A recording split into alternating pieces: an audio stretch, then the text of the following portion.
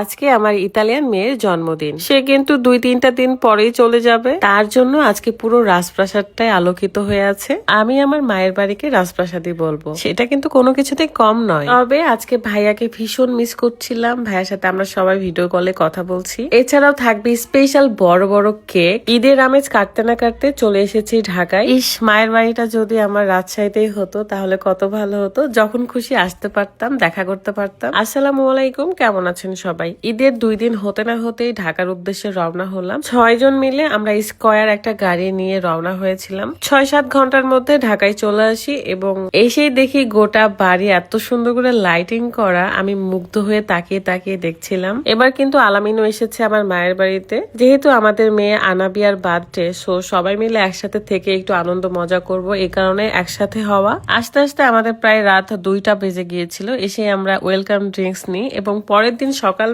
সবাই ঘুরে বেড়াচ্ছিলাম। মানে আমি বাড়ির মধ্যে ঘোরাঘুরি করছিলাম, ছাদে গিয়ে সব ফলমূলের গাছ দেখাশোনা করছিলাম। ছাদে কিন্তু আনারস, আম, মালটা আরো অনেক সবজির গাছও লাগানো আছে। যাই হোক, যেহেতু সন্ধ্যায় প্রোগ্রাম, সো সবাই কিন্তু আস্তে আস্তে রেডি হয়ে যাচ্ছে। রুকায়াকেও আজকে রেডি করাবো। খুবই সুন্দর লাগছিল মাশাআল্লাহ আমার মেয়েটাকে। আমার লিমা আপুও কিন্তু রেডি হবে এবং তার বান্ধবী একজন বিউটিশিয়ান, সো সে এসেছে আমাদের সবাইকে মেকআপ করায় দিতে। এই স্টেজটা এত সুন্দর ছিল, এই ডেকোরেশনটা আমার কাছে খুবই ভালো লেগেছে। স্টেজের সাথে ম্যাচিং করে কিন্তু ড্রেস কোড ছিল হোয়াইট এবং ক্রিম কালার। অনেকেই ড্রেস কোড আসলে মেনটেন করে নাই। বাড়ির সামনে আসলে ভীষণ ভালো লাগে কারণ লাইটিংটা এত সুন্দর। আমার মেয়েটার এই লুক চেঞ্জ ভিডিওটা আপনাদের কাছে কেমন লেগেছে অবশ্যই জানাবেন।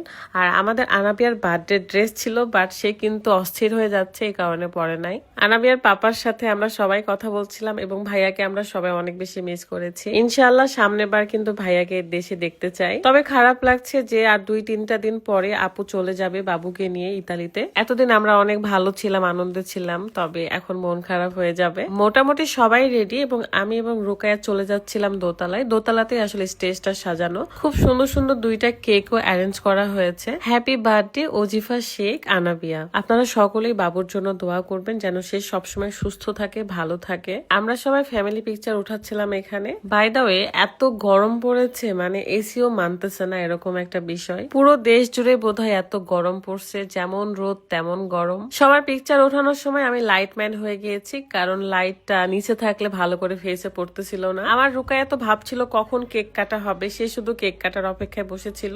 আর এখানে অনেক সুন্দরী সুন্দরী রমণীরা ছিল, অনেকে আমাদের ভাগ্নি, অনেকে ছেলের বউ। এই বয়সে আমি তো দাদিও হয়ে গেছি, ভাবতেই অবাক লাগে। এটা হচ্ছে ভাগ্নির মেয়ে, তার মানে বলছেন আমরা অল্প বয়সে দাদা দাদি হয়ে গিয়েছি।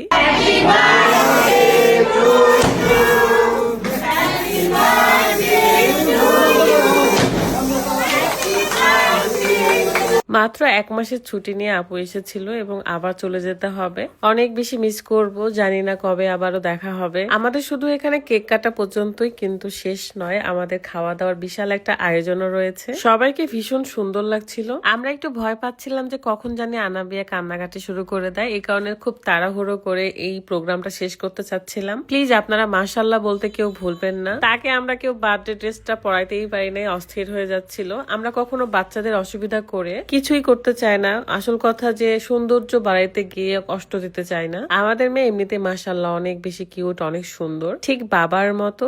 এই বার্থডে প্রোগ্রামের ডিনারে থাকছে পোলাও, রোস্ট, গরুর মাংস, টিকিয়া, এমনকি ফ্রাইও থাকছে। সো এত কিছু খেতে খেতে আমার আর ভিডিও করা হয় নাই। সবাই মিলে ভীষণ টায়ার্ড ছিলাম, তাই আমরা ইচ্ছে মতো খাওয়া দাওয়া করে কখন ফ্রেশ হয়ে ঘুমাই পড়ছি, হুঁশ নাই কারণ। বাবুর জন্য সবার দোয়া কামনা করে আজকের ভিডিওটা শেষ করতে চাচ্ছি। সবাই ভালো থাকবেন, সুস্থ থাকবেন। আল্লাহ হাফেজ, আসসালামু আলাইকুম।